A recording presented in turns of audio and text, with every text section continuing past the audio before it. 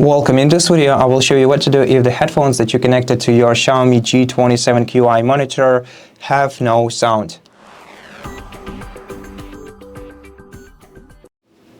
So in such case, first of all, make sure that headphones are firmly connected, so the cable is firmly seated into the port of your device. And then since you are using the monitor's mini jack instead of your your PC will most probably choose the default speakers instead of your headphones. Therefore, you're gonna have to change this setting manually, which you can do by going to settings, system, then sound, and then you have to select default output in here. So just switch to your monitor. As you can see here, we have the option of Mi Monitor, and then try using your headphones once again.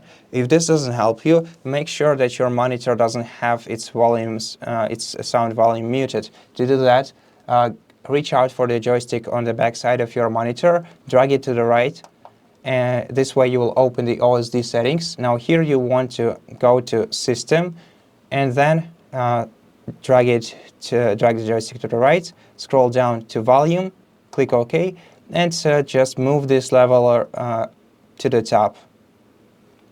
And that's it. Thank you for watching this video. If it helped you, please consider subscribing to our channel, leave us a like and a comment below, and I'll see you in the next one.